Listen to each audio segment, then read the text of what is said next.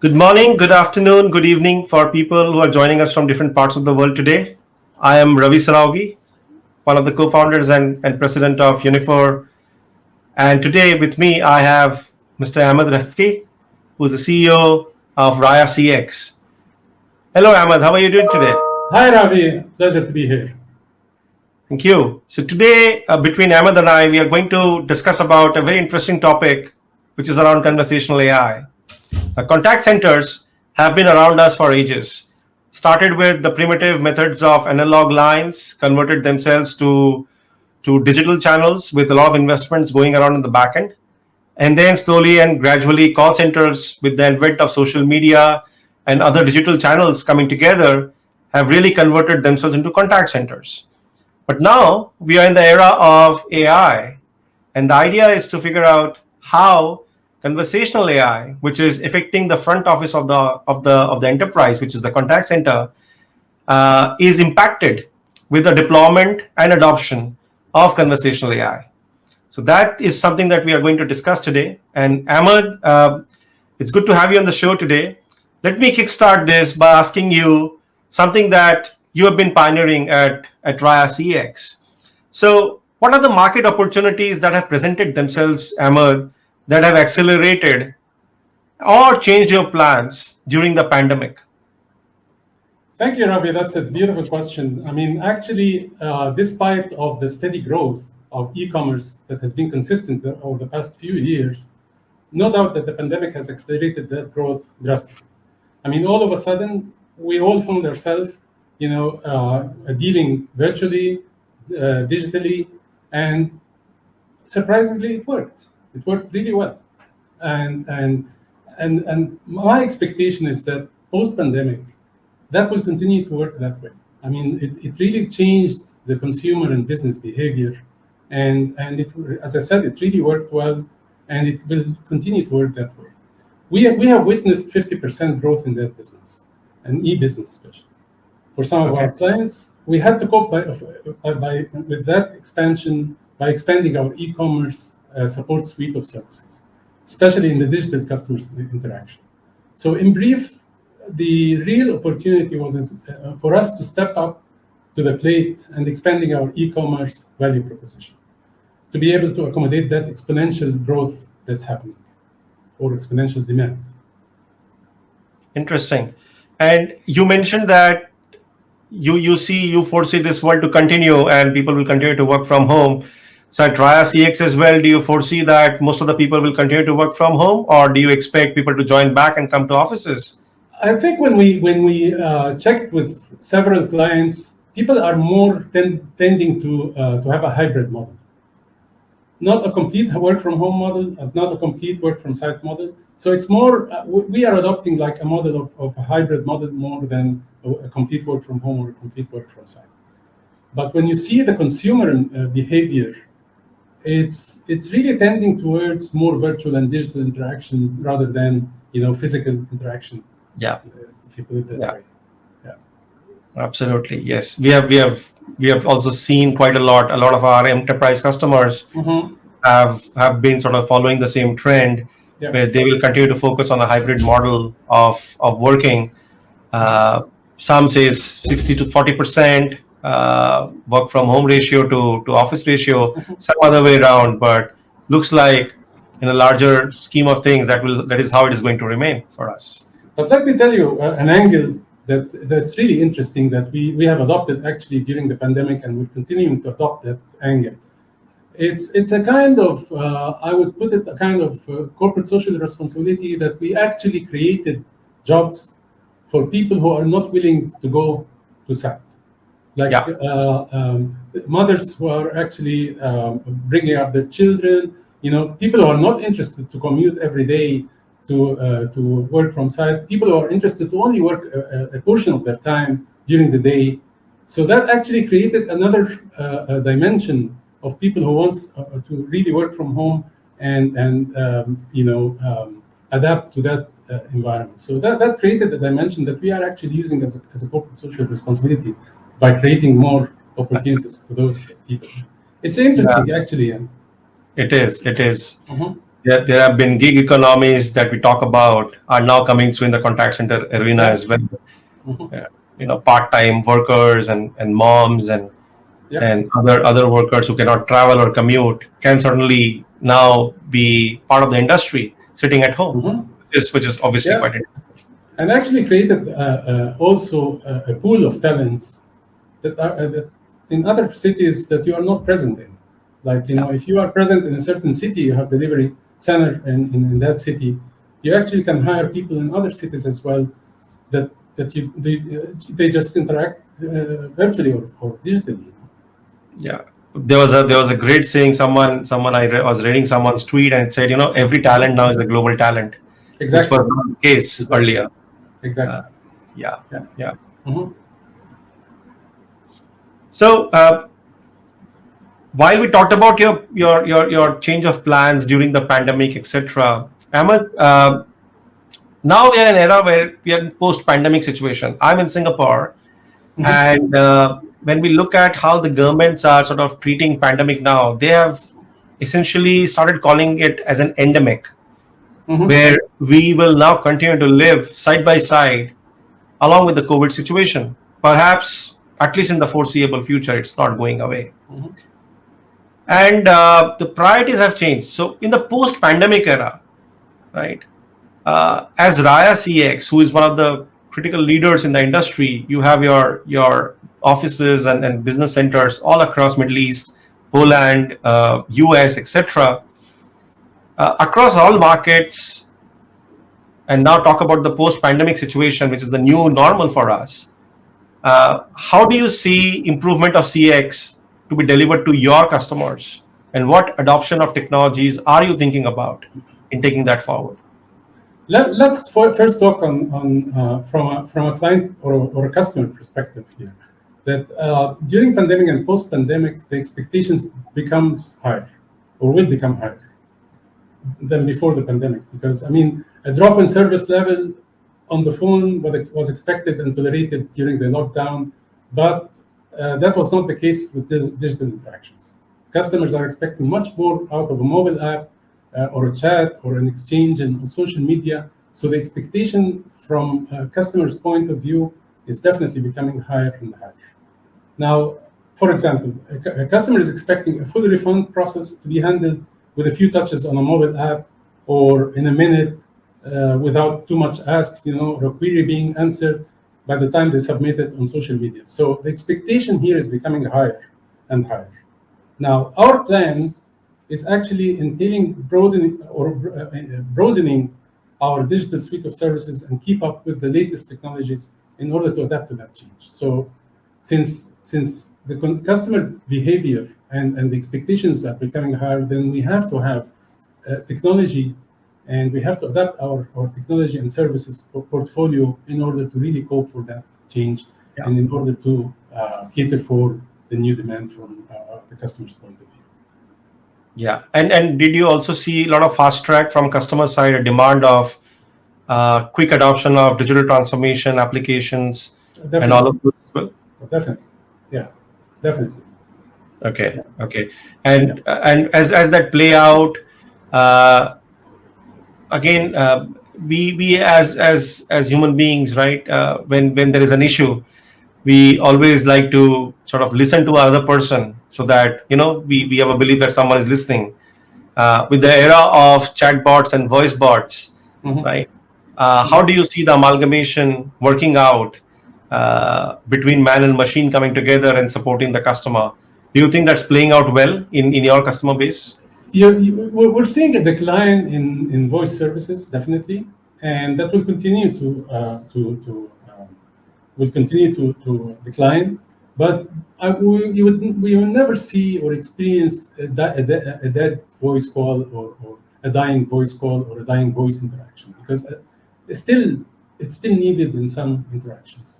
Yeah, But when you embed AI technology and chatbots, that would give definitely a value or an addition to the advisor who is actually servicing the client with more, I would say more intelligence Yeah. Let's put it this way. Yeah. So that's definitely something that's an addition to what we're doing. Interesting. Okay. Now let me ask you a question. Sure. Yeah. Yeah, Please. in what way do you see conversational AI, chatbots, or voice bots improving CX among your customers? Well, that's interesting question, Ahmed. And we have seen several such deployments and installations where improvement of CX has always been a factor for large enterprises, and when they see conversational AI, right, it's a factor of all kinds of different technologies coming together, be it a chatbot, a voice bot, or those interactions transferring into the agents.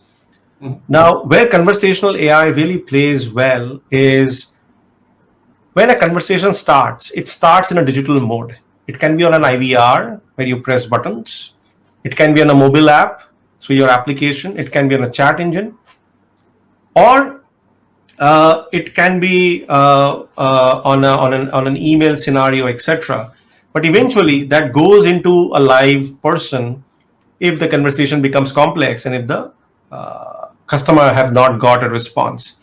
Now, where we see customer experience improvement playing a role in all this is that if the underlying layer across all those communication which flows from one to another, if the underlying layer has a very powerful AI and a platform which can really understand what the customer is speaking, how they are speaking, their tonal inputs, right, what kind of emotions they have depicted in the call, and how the agents are responding back to it, showing the right kind of empathy, showing the right kind of call handling processes, etc., has a lot of impact. Right now, every time a conversation goes through the platform, if we can really identify which areas to improve for agent and which areas to improve for customer, that will have a tremendous impact, first of all in CSAT and thereby to the NPS. Now, as we see in this world, Ahmed, and then there is a very interesting data point that emerged back in the 2008 times when there was a industry downturn, right? When we saw really the market collapsing all across the globe. Before the collapse, enterprises who invested in customer experience improvement, right, were managed to deliver 30 to 40% returns to their investors, vis-a-vis companies which did not invest on customer experience actually tanked down, because as the market crashed, a lot of those services were not availed by end consumers, and consumers only stuck to the services which were delivering good customer experience, right? And that's what we are seeing today. If you really want to have a customer being retained and use your services, then customer experience becomes prominent, and conversational AI with the amalgamation of voice and chat coming together can really provide improvement of CSAT and NPS. And if you are better equipped to analyze each and every interaction, does not matter from where it is generating and does not matter where it is ending, in real-time mode, understanding the right emotion and understanding the right intent, and use that structured output, it can have a big impact on how overall you're delivering that experience. And that's where I believe that conversational AI can play a major role. Now, let's talk about a very specific touch point here. Now, if you look at the whole CX journey, then it's all the interactions with the clients, even before or pre-purchase. Yes. So how would what you said really relate to the pre-purchase touch point? So if you look at today, customers, even before the purchase, right, touches the enterprise in multiple different ways, through social media, through pure interactions on the chat applications, on their websites, accessing FAQs, etc., right, and looking at different scenarios, even calling the call center and just querying about certain services and products that can be taken. It's a classic case of identifying an interested customer, right, delivering the great experience to convert them from a potential customer to a real customer. Now, those are areas where if you're able to identify what the customer is asking and when the customer is happy, that's the best time to push on a product, so that the conversion rate can be much, much higher. Now, let me give you a live example of one of the customers that we have, which is in the insurance domain. And today they have an outbound telesales insurance practice where they find their existing customers and potential customers to be called by the contact center, and sell different cross-sell, upsell opportunities are identified and pushed to the customers. Yeah. It really depends on at what time of the day, of the month, of the year, and of the life of the customer you are making that call for it to have the right impact of the sell. It also requires to have the right agent talking to a right customer, because each one of them may differ in how they present the product and how they consume the product. It also depends on what kind of product is being pushed, right? So it's agent, customer, product, time, and any other material that may have an impact on that sale. If you're able to gauge all the parameters, pre-purchase and during purchase on a real-time mode, and collate all that information, that can have extreme powerful methods of conversion improvement when a call is being made to a customer. Now, the best ways to execute that, Ahmed, and that's what we have seen, and we have seen a lot of improvement for some of our customers in executing it, is that you identify a set of agents, and identify a set of products, and identify a set of customers, and then start mapping them when the call is being made, and really look at what has impacted that sale and what has impacted of that sale not happening, and then just map those data points and execute that in the right way. And those are some of the things that can have a pre-purchase impact vis-a-vis a post-purchase impact. Or a repurchase. Or a repurchase impact, absolutely. Yeah. Retention and increase of sale is a big thing to the same customer. Sure. And Ravi, what are the considerations or priorities for businesses looking to adopt AI and automation? Well, the considerations and priorities, I think, let me first talk about considerations here, right? And when you talk about considerations, one need to really look at what consumer base businesses have today, right? And consumer base depends on various age groups and from nationalities that they're coming from. When I talk about age groups, there are millennials, right, who are today accessing the service. And the millennials are extremely impatient. They need everything on their fingertips very fast, right?